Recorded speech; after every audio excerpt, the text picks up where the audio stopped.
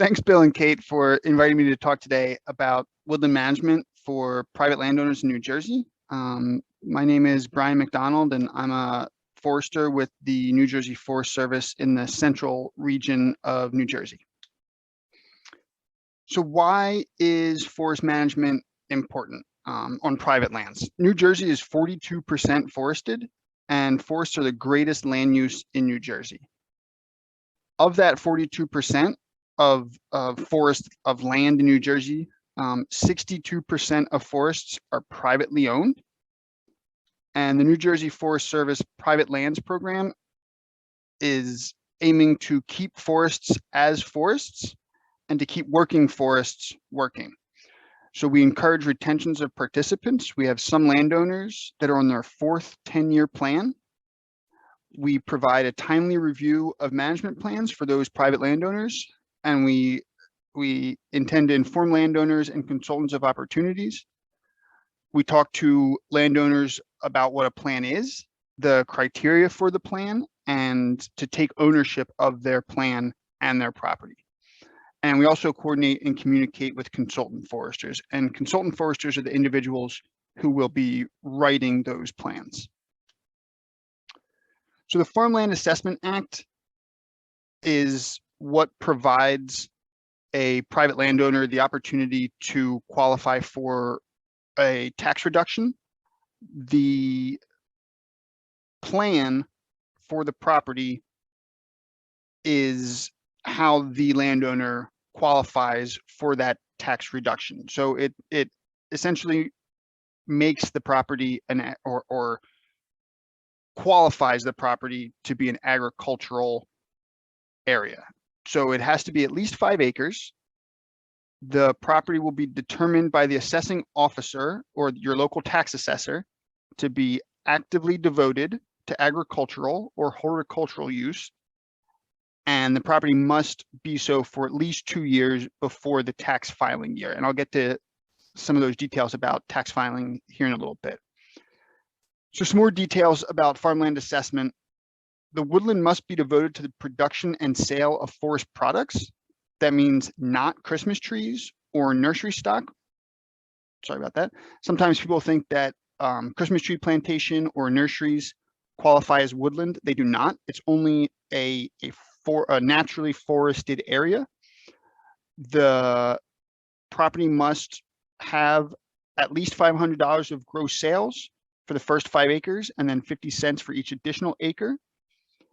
And the plan and then qualifying for farmland assessment is meant to encourage the proper management of private woodlands. It eliminates excessive and unnecessary cutting. It promotes forest health. It improves air and water quality. It provides wildlife habitat and a number of other benefits. So in New Jersey, the private lands program is broken out into 3 different regions: the northern region, the central, and the south. The north has approximately 3,500 properties totaling over 122,000 acres. The central region, which is where I am, has roughly 1,500 applications and over 70,000 acres. And the southern region has 1,154 properties and more than 71,000 acres. Oops. So we're looking here at the criteria for a woodland management plan. These are the things that we look at when we're reviewing a plan.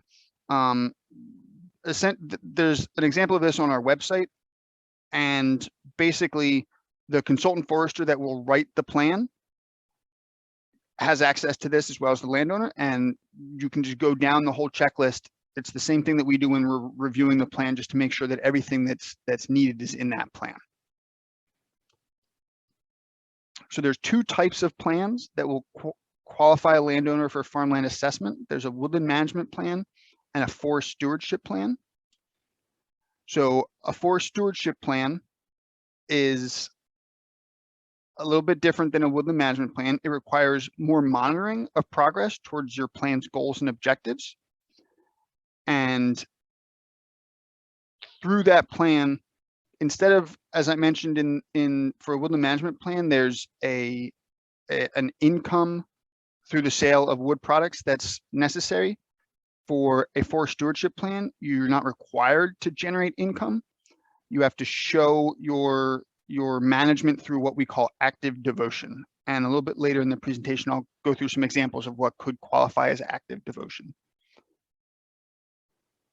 So there's a new forest stewardship plan, which just came, there's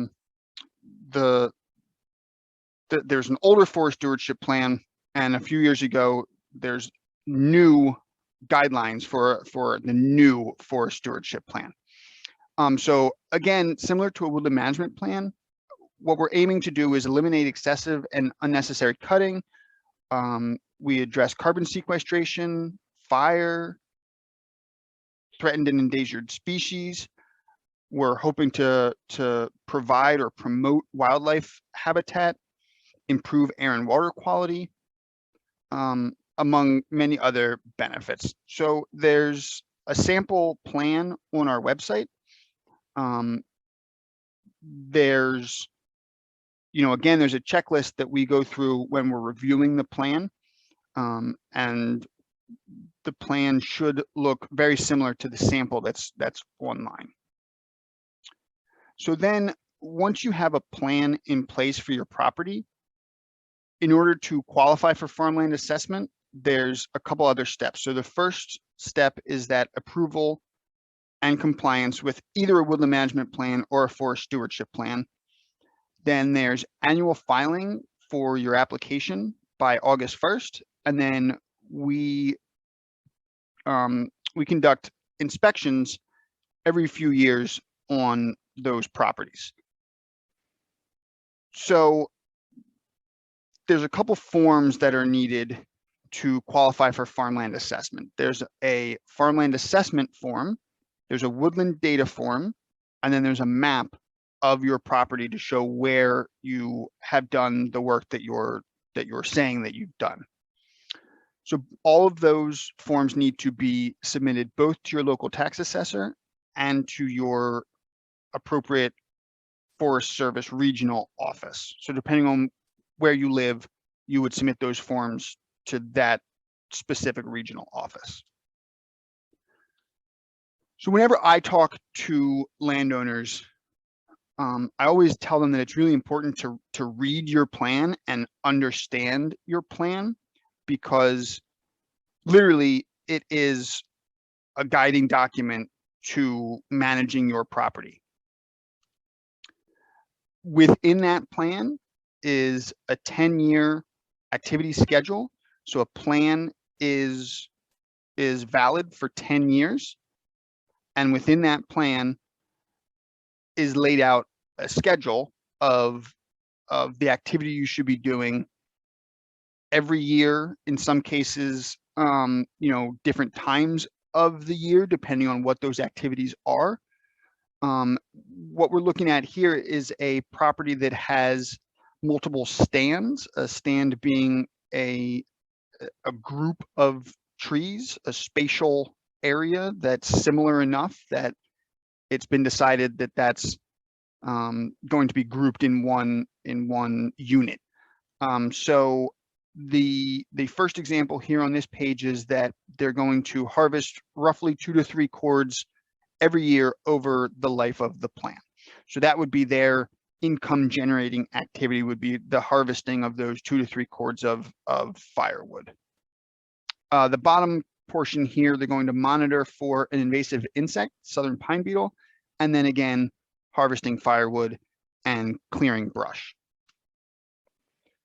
So the goal here is to follow your plan, work with your consultant forester, and that plan will keep you on the yellow brick road, so to speak, towards your target forest. So when we receive the farmland assessment applications every year, again, there's 3 forms that we need. A lot of times they're incomplete or something got left off.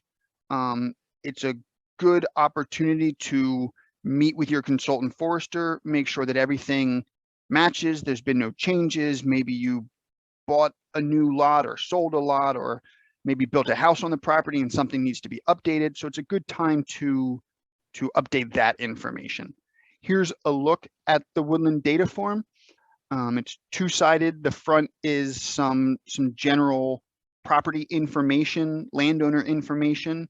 At the bottom, we're looking at the practices that you've accomplished that year. So potentially a harvest or insect or disease control. Maybe you've planted trees or conducted a prescribed burn. So that's where all of that information goes for the year. Then on the back, there's some signatures, and you send that along with a map to our office. So here's a map of a property. You can see the X's are where the wood was harvested in that year. So when your regional forester comes out to do the inspection, we can really easily find and locate where the work that you've been reporting over the previous years has occurred. Again, just another look at an example activity map. You know, you can see in the very center of that property, it says firewood. So if I come out to that property and maybe the landowner or the consultant forester isn't available, I can very easily find where that activity has occurred, and there won't be any questions.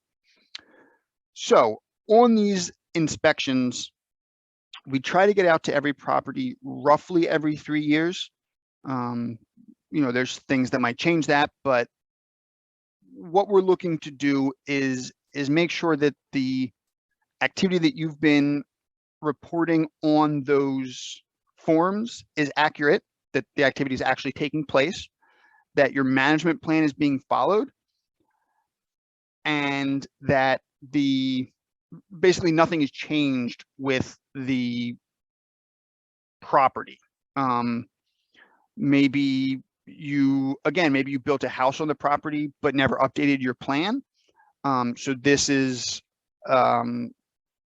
you know, this is a time when your regional forester might come out and say, well, this isn't in the plan, this needs to be updated, and go from there.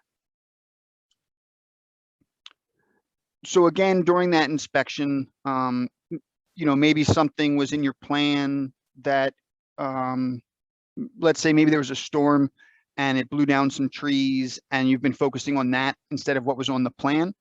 You know, those things happen. We realize that over the lifespan of a 10-year plan, things might change.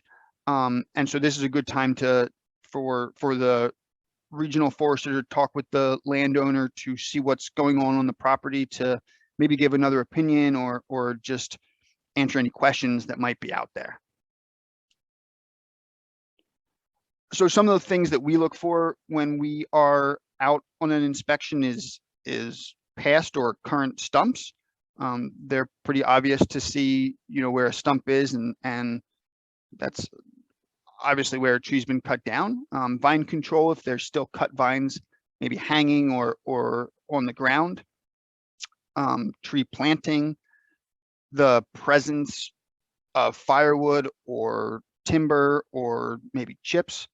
And, you know, as we become more and more familiar with a property, we can start to notice those changes in composition from maybe the beginning of the plan, when there was a lot of, I don't know, for example, red maple, and then through the life of that plan or over multiple plan periods, we can start to realize that there's been, you know, some good work done to change that composition to whatever your goals and objectives might be. So one of the activities that is often found in a woodland management plan or a forest stewardship plan is sort of as an umbrella is silviculture. Silviculture is the art and science of controlling the establishment, growth, composition, health, and quality of forests. So as that last slide said, and I'll go back for just a second, those changes to stand structure and composition. Let's take an Atlantic white cedar stand, for example. Maybe at the beginning of that plan period, the Atlantic white cedar is really crowded. It's overcrowded. There's too many trees in there. Maybe there's some other trees, some hardwoods, red maple or gum, that are competing with that Atlantic white cedar. So through the goals and objectives of that plan, what we want to do is improve the cedar in that stand. So we're controlling, we're adjusting, we're removing red maple, we're thinning the Atlantic white cedar to let the remaining trees grow. And that's how we are controlling that stand to help it grow. So there's a couple systems that could sort of regenerate a stand. So the forest maybe gets to the end of its practical life. Maybe trees are starting to die, so you want to remove those trees and get some value out of them before they sort of age out of the system. Maybe it's, for example, ash. We're dealing or have been dealing with emerald ash borer. So a lot of landowners in the state of New Jersey were trying to preemptively remove those ash before they succumb to emerald ash borer. So the two things we're looking at here are a seed tree. This can be a system where we remove the majority of trees, but leave a few so that they provide a seed source for the next generation of the forest. This is sort of a drawing of that. The central square here, what we're looking at is an area where trees have been harvested, and what is left are meant to be the larger mature trees to provide that seed source for the next generation of forest. So those might be a preferred species. Maybe you want that forest to be oak, and so you leave oak trees to provide that seed source for the future. Or maybe it's yellow poplar, and those yellow poplar are going to release their seed into this area so that they have sort of a competitive advantage to create the next generation of that forest. The other photo in the slide 2 slides ago is a shelterwood, and so that's you're leaving more trees than this seed tree. As you can see, there's more trees in that central area. A lot of these systems depend on the tree species, depend on the area that we're working in. So this is, you're harvesting less trees. Then essentially what you might do is come back once the next forest has started to develop under these trees that are left, and then you might come back and harvest these trees to let that next generation grow up. A group tree is exactly what it sounds like. You go into an area and select groups of trees to harvest. This, again, a lot of these systems can be done for varying reasons. The seed tree maybe we'll do that depending on the tree species. If it's something like yellow poplar that needs more sun, wants more sun to grow, so we're allowing more sunlight down to the forest floor, so those yellow poplar will really thrive. Group tree selection, maybe we're doing this if it's an area where emerald ash borer is a problem or going to be a problem. We'll come in, we'll select out the ash trees that are in this area and hope that those remaining trees that are still in the forest here will provide a seed source for those gaps that are now in the forest. And finally, a clear cut. This could be something like Atlantic white cedar. Though that's the most common system, regenerating system for Atlantic white cedar. That's what they need to regenerate. So essentially, what it is cutting the entire stand at one time and letting it either naturally or artificially regenerate. In some parts of the world, even the United States, a clear cut will happen on a plantation. So if there's a completely even age stand of loblolly pine, for example, the system to regenerate that species is to clear cut the area. Sometimes they'll come in afterwards and plant to make sure that you get that genetically superior tree species for the future. Sometimes they'll just let them naturally regenerate. So as I was mentioning earlier, for a forest stewardship plan, instead of that income requirement, what we're now looking for is this, quote, active devotion. So both of these examples are silviculture, what we were just talking about, but they might not be income generating, and I'll explain why. So what we're talking about here is forest stand improvement. So anything that we're doing to try to improve the makeup of that stand. This is what we're looking at here are examples of pre-commercial thinning. So harvesting trees or removing trees or cutting down trees before they are commercially valuable. But what we're doing here is trying to leave the remaining trees to grow better, to have more room to grow. So we're coming in here, we're thinning out maybe the less vigorous trees, maybe they're already dying, or maybe they have a bad form to them. So we want the sort of better, stronger trees to remain and really have all the room they want to grow. And so in a woodland management plan, unless this activity generates income, let's say maybe through firewood, you know, the picture on the bottom left there, maybe some of those trees could be used for firewood. But if it's not generating income for a woodland management plan, this doesn't count as your activity. However, for a forest stewardship plan, you don't need that income. So these activities which are improving the forest do count as your yearly activity. So another example that I've already hit on is invasive insect control. So something like removing ash trees because of emerald ash borer. You know, again, when emerald ash borer was coming to New Jersey, a lot of landowners were proactive and were hoping to sort of get ahead of that curve and remove their ash trees before they you know, were infested by the emerald ash borer. So they removed them hoping that they could get some sort of value out of them.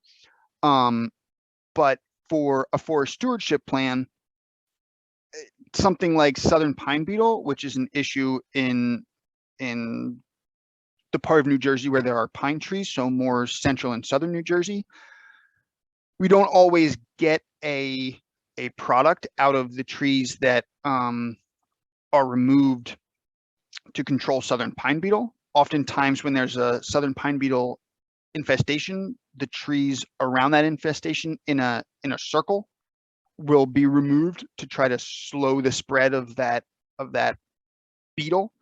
And those trees might not be merchantable. They might not be usable for firewood. They might not be usable for anything, but it's an activity that's meant to improve the forest in the sense that you're slowing down the spread of that insect. So for a forest stewardship plan, that could count as your activity for a year or for a time period.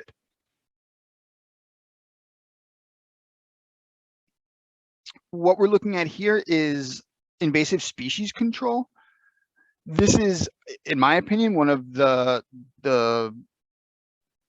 best examples of a non-income generating activity that's really, really important in the forests of New Jersey. So many of our forests have one or all of the invasive species listed here. That could be Japanese stiltgrass, that could be autumn olive or barberry. So the fact that our landowners can improve the forest, improve the property by working to remove or control these invasive species and sort of get credit for that work, we think is great, because it's so important to try to control these species, try to keep them from going from property to property. So on the left hand side, what we're looking at is basically just a mower trying to, you know, knock down some of those invasive species. On the right hand side, it's a little hard to see, but in the very center of the picture is a brush pile meant as a wildlife habitat improvement project. So those kinds of things, you know, wildlife improvement, invasive species control, both of those can count towards your active devotion for a property. The photo on the left here is Atlantic white cedar management. So what we're looking at is thinning of the forest in Atlantic white cedar stand. Again, you know, going in there, removing trees or species that we don't want to be part of our forest. If this is an Atlantic white cedar stand, maybe they're getting overtopped by a faster growing red maple or a species similar to that. So we're going in there, we're removing the species that we have identified that we don't want to be part of our system, and we are thinning out that forest. So, you know, you can see in this picture, there's some tree tops or slash there on the ground, not in the foreground, those are cedar posts, but kind of in the background. You know, so maybe that isn't a merchantable product, but you are improving the long-term quality of the forest. And then on the right-hand side, what we're looking at is tree planting for reforestation. So this stand looks like there was a forest fire that went through there. You can see kind of in the background, there's a lot of brown trees. So while pine species, a lot of pine species will regenerate after a fire, you know, it really depends on the intensity, timing, all those kinds of things of that fire. So maybe after, you know, giving it a year or two to see what will come up, you might want to come through here and replant trees to ensure that the future generation of that forest is going to be there, because otherwise maybe you'll just be left with an open field or species that you don't want. Maybe an invasive species such as a Bradford pear might come in and colonize an open field. So putting the species that you want into that next forest will help in the long term, you know, quality of your forest.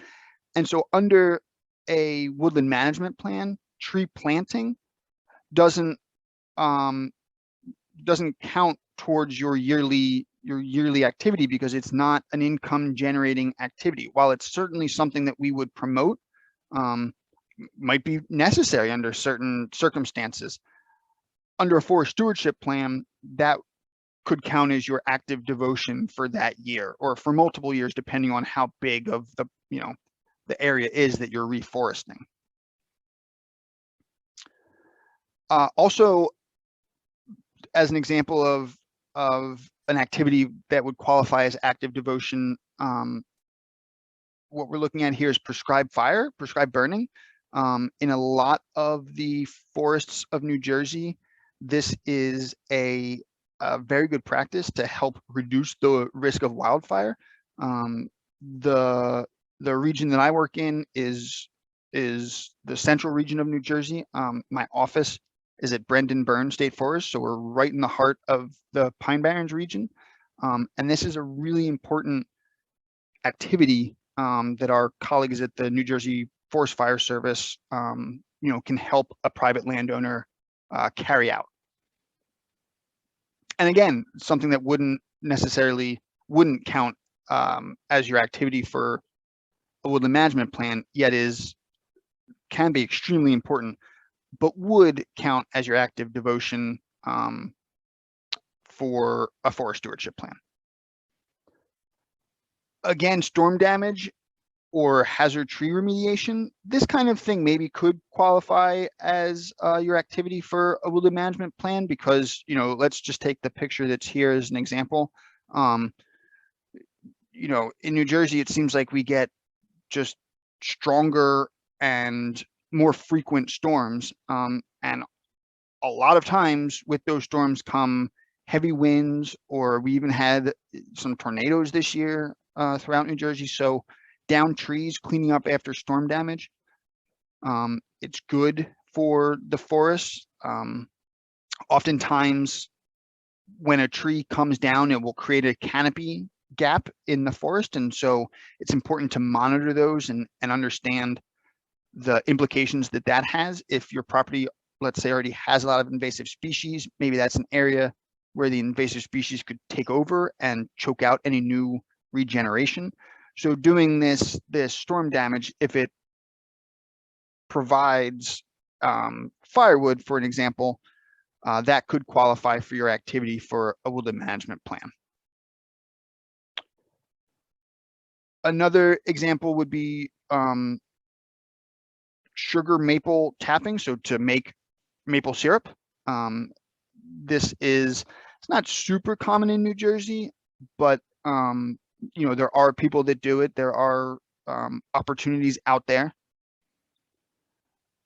Growing mushrooms, again, something that you're using a forest product. You're using, logs to grow those mushrooms, and could potentially count as your active devotion under a forest stewardship plan.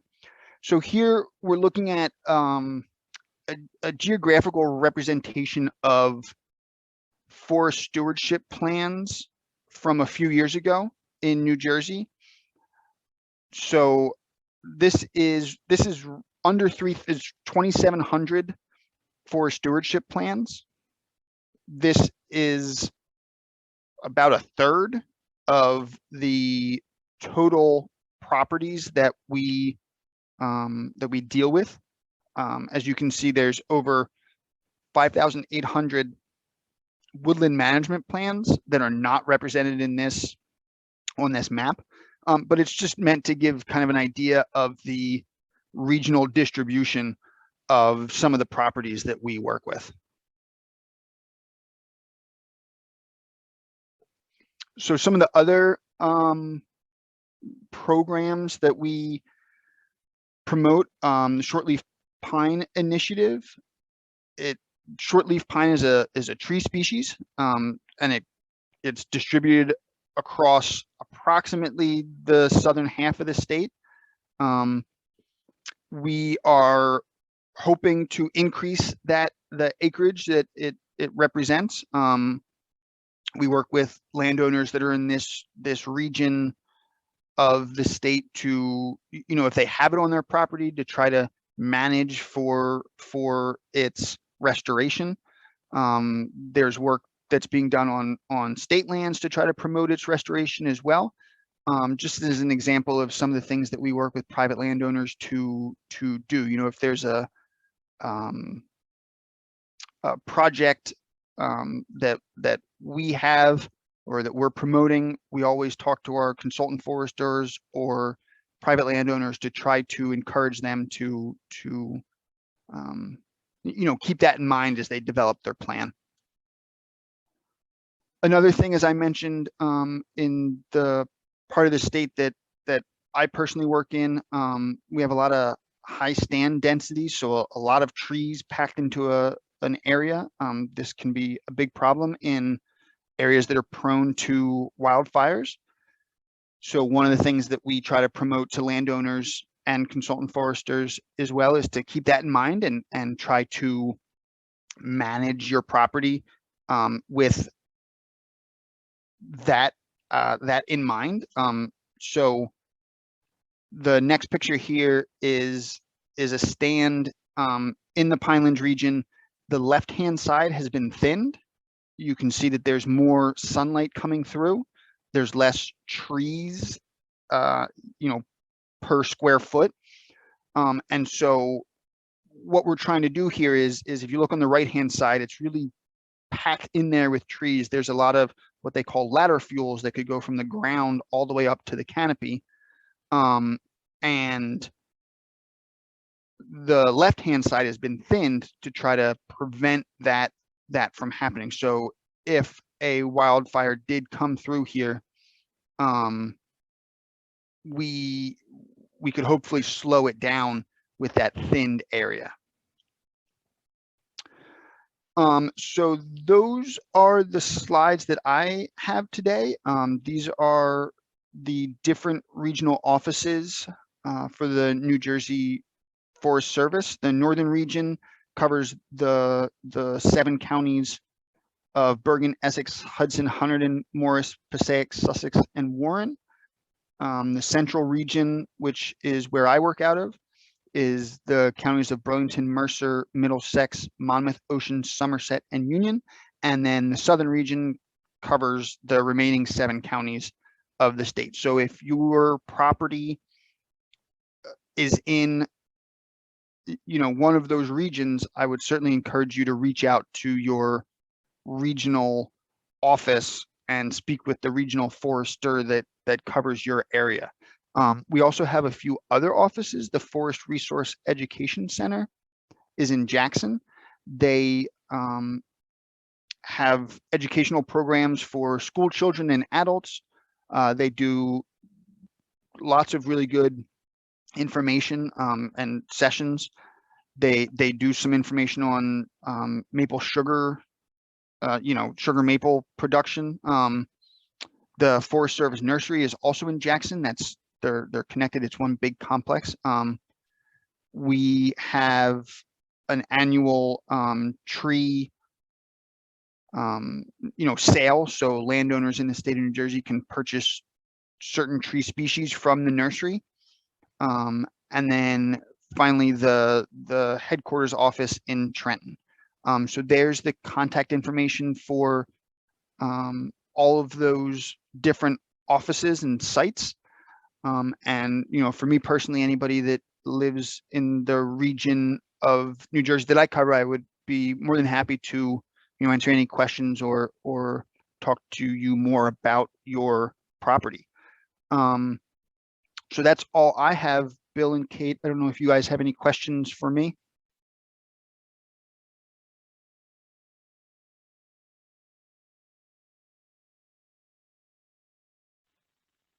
Thank you, Brian. Yeah, Brian, we've actually got our first question into you. It's, can I combine woodland and farmland to get the 5 acres for farmland assessment? Example, 3 acres farmed and 2 acres managed woodland. You can do that as long as your plan is a woodland management plan. So a woodland management plan, you need 5 acres, but they don't have to be 5 acres of woods necessarily. A forest stewardship plan, you have to have 5 acres of woods or 5 acres that can become wooded at the end of your plan. So that could be through tree planting of an old field or something like that. Let's say maybe you have 4.5 acres of woods and a half-acre field that you're planting in trees now, and by the end of the plan, it will be a forested area. So if you have a combination 3, you know, cornfield and 2 woods, you could have a woodland management plan to answer that question. Brian, I've got one that comes into the office quite a bit. You were talking about the devotion, you know, when you're showing you're actively devoted, and some of those practices like thinning and stuff like that. Are there consultants who will do that thinning and trimming and stuff for you? Or is that something you're going to do yourself as the owner? It really depends. As with, you know, anything else, there's consultants that will do everything from writing your plan to harvesting of the wood. there are consultants who will put you in contact with somebody else. You know, they might have a list of people that will do that work. And then there's also landowners out there that, you know, they just really enjoy getting out there on a weekend or, you know, one day when the weather's good and doing some of that work themselves. So there are consultant foresters who do it. There are consultant foresters who will provide you with a list of other people that will do that work.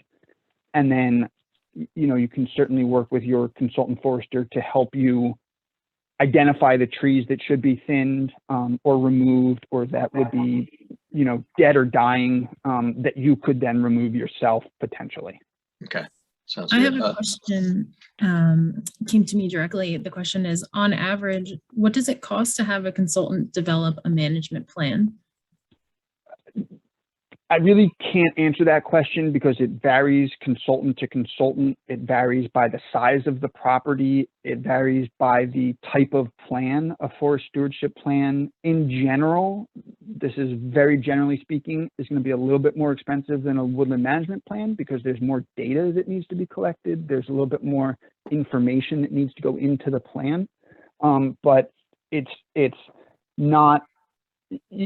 It's hard to compare apples to apples because of the size of the property involved. You know, my 5 acres is not the same as your 50 acres. So it's a question we get a lot too. You know, how much does this cost?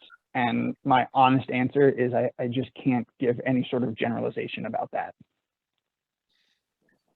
Brian, we got a question here in the chat. Can you provide some examples of what some of the revenue generating practices could be? And I guess a lot of people always have the feeling that it's firewood, but I guess there's examples beyond firewood, if I'm correct. Yeah, sure. I mean, the most common example is firewood. A lot of people find it, you know, easy enough to meet that income requirement just by harvesting a couple cords of firewood and putting a little stand out front or selling it to a friend or a family member or something like that. Obviously, other examples could be, you know, it really depends on the part of New Jersey we're talking about. Up north, they have more merchantable hardwoods. So it could be a timber sale. It could be selling logs that are going to be made into lumber or furniture or whatever the case might be. In, you know, maybe our Burlington County, maybe there's some cedar forests that, you know, could be harvested for something like, you know, the shingles on the side of a house, you know, the cedar shake that is sort of a traditional use. Could be maybe red cedar for something, you know, posts or something like that. Or maybe it's a, like a woodworker that's looking for black cherry or oak or something like that. That's more of a niche market that you can harvest a black cherry and sell to a woodworker for, you know, to turn into a bowl or something like that. Here's one that actually came in also is, can mushroom cultivation in the forest count as woodland management? Mushroom cultivation would not count as an activity under a woodland management plan. However, it could be, it could potentially be an activity under a forest stewardship plan. The mushroom itself is not a forest product under a woodland management plan. That would only be the wood itself. Let me ask you a follow-up that comes in quite a bit. What about sugaring? Would that be considered a product or no? Again, yeah, that could be something under a forest stewardship plan. Again, a woodland management plan is fairly strict in what's considered a forest product. It's really for a woodland management plan, the wood itself. Okay. So there's a pretty clear distinction between a stewardship plan and a woodland management plan. Yes. So the plan itself is different. The forest stewardship plan, you know, lays out goals and objectives that don't necessarily lead to a commercial traditional forest products such as firewood or logs, and can be used for, would be more appropriate for a property that maybe has a high level of invasive species, or a younger forest maybe, where harvesting trees is not the most appropriate thing for that forest. Maybe letting those trees grow, and focusing on invasive species or wildlife activities or wildfire, or prescribed burning might be a more appropriate activity for that property, as opposed to necessarily harvesting timber. All right, let me give you the question that comes up all the time in the office when you work in extension. Is there funding sources or anything like that available for these type of activities? So the answer to that is that it sort of depends on the activity. It depends on the property. It depends on where you're located. As far as funding, we always refer folks to your local NRCS office. They have funding opportunities occasionally that might be appropriate for a forested area. So, if you have a plan or are thinking about getting a plan, I would say contact your local NRCS office and ask them about potential funding opportunities. I appreciate your answer to that one, because that comes in a lot. Everybody's always asking, where do I get the money to do these things? Yeah, absolutely. I mean, depending on the activity, it's not always easy to get done yourself, or potentially to hire somebody. So, whenever possible, we always try to steer people towards that to get some work done for sure. We're running up against the clock. Does anybody have any other questions for Brian? Again, I apologize for the technology gremlins. Yeah, sorry about that.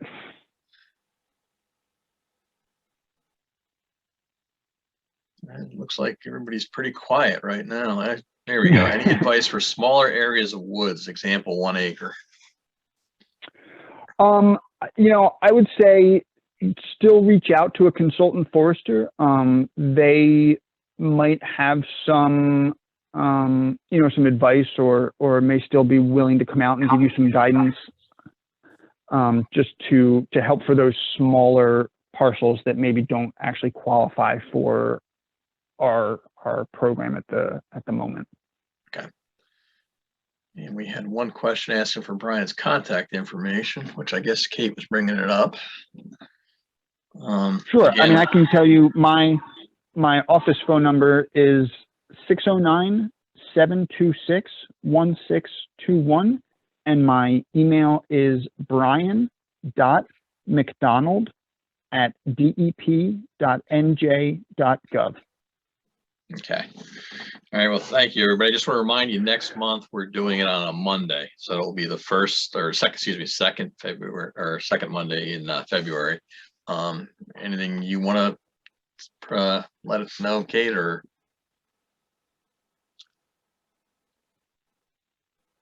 I just want to say thank you to everyone for sticking around, and definitely expect a follow-up email from you with the survey link. I will be sure to include the contact information for these foresters, as well as some useful links that Brian asked me to share with all of you.